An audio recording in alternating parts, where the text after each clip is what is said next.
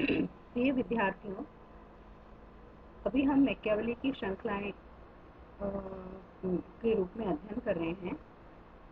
आज हम अध्ययन करेंगे कि मैकियावेली ने राज्य की उत्पत्ति और प्रकृति के बारे में क्या कहा है।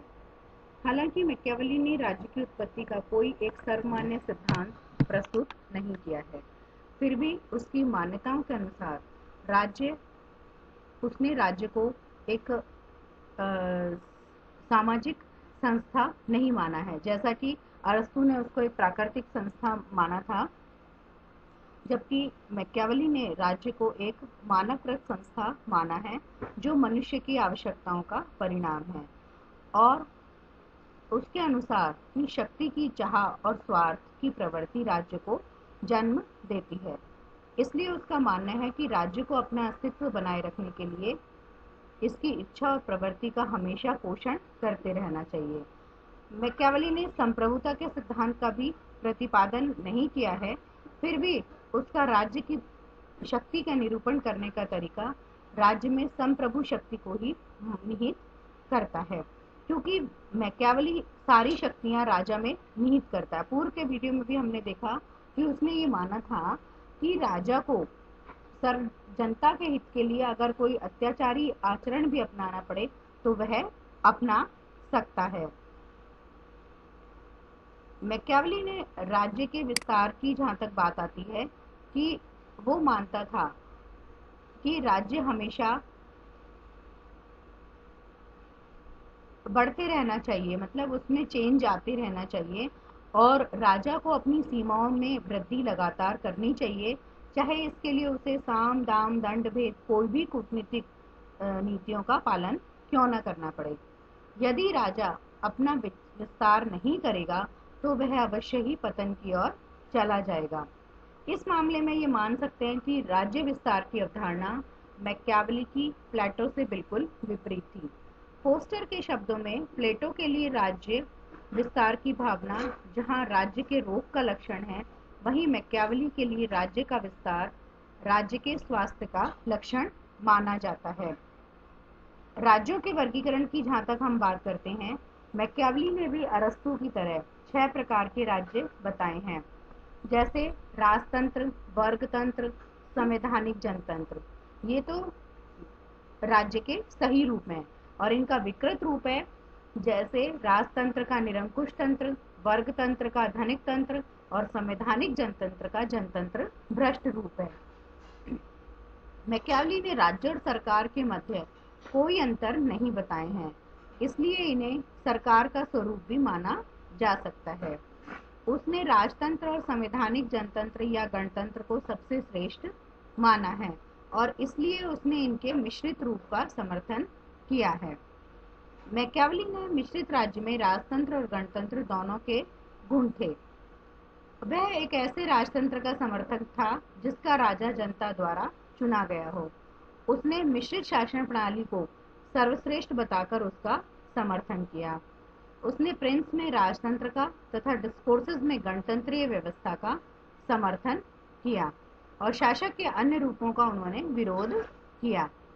मैकियावेली का मानना था कि जो उसने शासक को जो उपदेश दिए वो ये थे कि शासक का रूप उदार होना चाहिए, उसे अपने व्यक्तिगत आचरण को इस प्रकार ढालना चाहिए कि जनता के समक्ष दया, धार्मिकता तथा शुभ चिंतक आदि गुणों से उसके रूप प्रकट हो, परंतु उसका मन इतना अनुशासित होना चाहिए कि आवश्यकता अनुसार वह इन गुणों के प्रतिकूल भी आचरण करना पड़े तो वह करे। दूसरी बात आती है कि मैकियावेली भय तथा शक्ति को राज्य निर्माण के लिए महत्वपूर्ण मानते हुए भी राज्य के अस्तित्व के लिए विधि के शासन पर बल देता है। वह पदाधिकारियों की शक्ति का दुरुपयोग रोकने के लिए वैधानिक उपचारों की व्यवस्था पर बल देता है।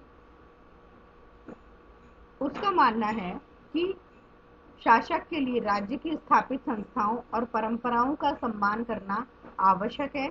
यदि इन संस्थाओं और परंपराओं से राज्य की सुरक्षा को खतरा उत्पन्न न हो।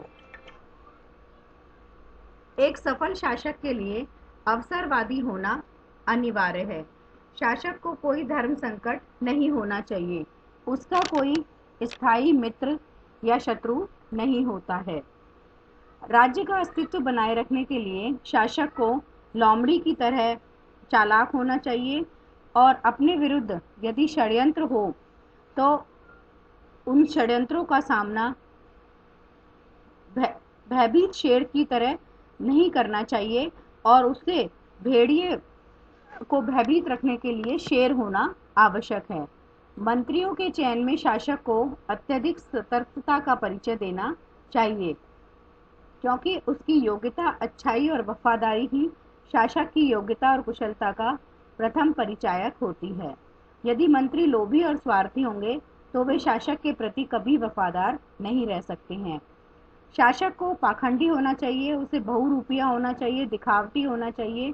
वह देखने में कृपालु, दयालु, सत्यप्रिय और धार्मिक होना चाहिए, परंतु आवश्यकता अनुसार उसे इन गुणों के विपरीत भी कार्य करने की योग्यता और क्षमता उसमें होनी चाहिए। शासक को लोगों की धार्मिकता, नैतिकता और भोलेपन का पूरा लाभ उठाया जाना चाहिए। शासक को युद्ध में जीते गए राज्य की प्रजा के विश्वास तथा मित्रता प्राप्त करने के लिए आवश्यक है कि वह विजित राज्य के कानूनों, प्रथाओं, रीति रिवाजों एवं धार्मिक रीति रिवाजों में कोई परिवर्तन नहीं करे और जनता के प्रति सद्व्यवहार एवं मित्रता की नीति का पालन करे। एक अच्छे राजा को मितव्ययी होना चाहिए। राज्य के धन को भोग विलास में खर्च नहीं करना चाहिए, परंतु यदि लड़ाई हो जाए तो लूट का माल चुपचाप अपने कोष में न रखकर उदारता पूर्वक जनता में, सैनिकों में बांट देना चाहिए। शासक को चापलूसों से सावधान रहना चाहिए और शासक को योग्य और विश्वास पात्र मंत्रियों से ही सलाह लेनी चाहिए। परामर्श शासक की बुद्धिमत्ता का परिणाम होना चाहिए, न कि शासक की बुद्धिमत्ता परामर्श का परिणाम हो। राज्य के कार्यों के संचालन तथा योजनाएं आदि बनाने में परम गोपनीयता का पालन होना चाहिए। मैकियावली के अनुसार लोग उन सभी योजनाओं का जो राज्य के हित में है अनुमोदन करेंगे यदि उनको पर्याप्त व्यवहार कौशल तथा गोपनीयता से लागू किया जाए। इसके अलावा मैकियावली ने ये कहा कि राजा को जनता के साथ समानता का व्यवहार तो करना चाहिए, यदि आवश्यक हो तो कई बार भेद की नीति भी अपनाई जा सकती है। शत्रुओं को कड़े दंड देना चाहिए, यदि आवश्यकता पड़े तो धन का लालच देकर भी लोगों को नियंत्रण में रखा जा सकता है। अर्थात इसका अर्थ ये हुआ कि जनता के हित के लिए अगर अपन को शासक को किसी को साम दाम दंड भेद से भी अगर कंट्रोल करना पड़े तो उसे करने में कोई भी संकोच नहीं होना चाहिए। व्यापार वाणिज्य का प्रोत्साहन देश की समृद्धि व उन्नति के लिए लाभदायक सिद्ध होता है, अतः राजा को इस ओर ध्यान देना चाहिए। यदि राजा वाणिज्य, व्यवसाय, कृषि आदि की उपेक्षा करेगा तो देश निर्धन और अशक्त हो जाएगा। मैकियावली का विचार है कि शासक को कला और साहित्य में रुचि लेनी चाहिए तथा साहित्य का संरक्षण तथा कलाकारों का सम्मान करना होगा।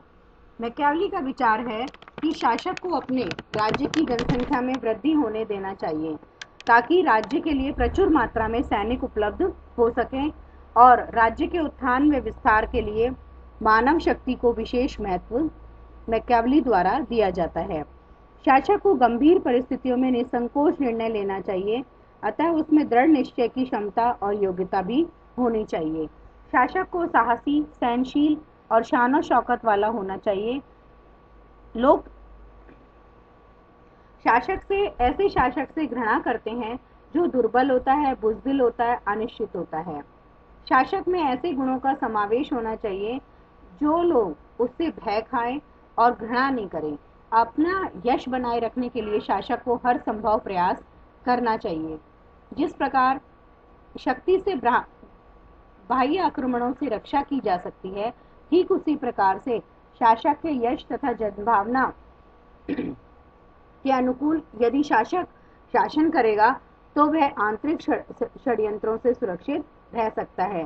शासक को जनता की संपत्ति तथा नारी जाति का सम्मान करना चाहिए।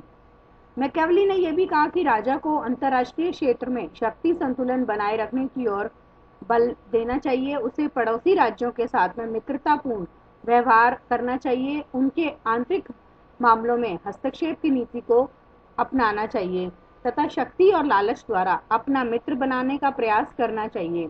पड़ोसी राज्यों को आपसी संधि में नहीं बंधने देना चाहिए, जिससे कि वो आपस में बंधकर उस राज्य के लिए खतरा उत्पन्न ना करें। शासक को लोगों को राजनीतिक शिक्षा देने का प्रयास करना चाहिए तथा उन्हें राज्य के कार्यों में भाग लेने का मौका नहीं देना चाहिए। उसका मानना है कि व्यक्ति और राज्य के हित एक ही हैं। उसका निरंकुश राज्य स्वयं के लाभ के लिए न होकर बल्कि सार्वजनिक हित के लिए होता है। अतः ये कहा जा सकता है कि हमने ये सारी चीजें पढ़ी कि जो मैकियावेली है वो एक यथार्थवादी दार्शनिक न होकर विचारक था। उसने शासन कला पर जो कुछ लिखा वह आज की शासन प्रणालियों में हर जगह देखने को मिलता है। तो इस तरह से जो मैकियावेली की जो शासन प्रणाली है वो ये मानती है कि उस दूसरे ग्रंथ डिस्कोर्सेज में भी गणतंत्रात्मक शासन व्यवस्था के बारे में उन्होंने बताया। उन्होंने ये बताया कि इसमें भी दो सिद्धांत सरकार के होते हैं। एक सिद्धांत उन राज्यों के लिए जहां शांति और व्यवस्था है और दूसरा सिद्धांत जहां अराजकता या भ्रष्टाचार है। अपने जो विचार थे मैकियावेली के वे राजतंत्र की अपेक्षा गणतंत्रवादी अधिक था। ऐसे राजनीतिक समुदाय के लिए जहां सामान्य आर्थिक समानता हो गणतंत्रीय सरकार सर्वाधिक उपयुक्त नहीं बल्कि एकमात्र उपयुक्त सरकार मानी गई है। एक भावुक राजा की तुलना में एक गणतंत्र सरकार अच्छी तरह से अपनी संस्थाओं और परंपराओं को बनाए रख सकती है। क्रांति काल में मैकियावेली के अनुसार निरंकुश शासन और शांतिपूर्ण व्यवस्थित राज्यों के लिए लोकप्रिय सरकार उपयुक्त होती है।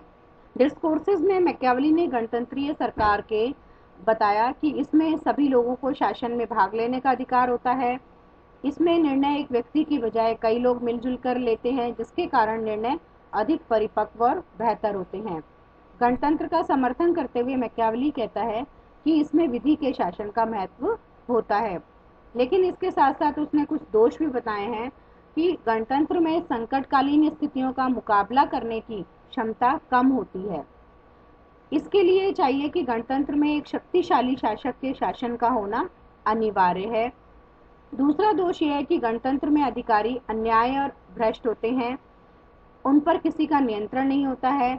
इसके लिए कठोर दंड की व्यवस्था का सुझाव मैकियावेली द्वारा दिया गया है।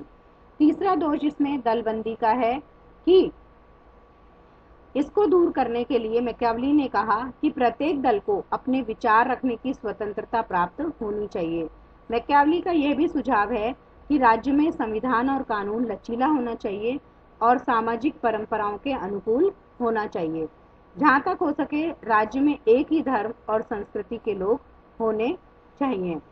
तो ये कहा जा सकता है कि मैकियावेली ने मुख्य रूप से अपने दोनों ग्रंथों में शासन कला पर लिखा है और उनकी यह राजनीतिक दर्शन को एक महत्वपूर्ण देन होगी। और यह कहना उचित नहीं होगा कि वह केवल राजनीतिक या दार्शनिक नहीं, यद्यपि उन्होंने कोई क्रमबद्ध सिद्धांत नहीं दिया, फिर भी उनके राज्य और शासन पर विचार बहुत महत्वपूर्ण है। Thank you.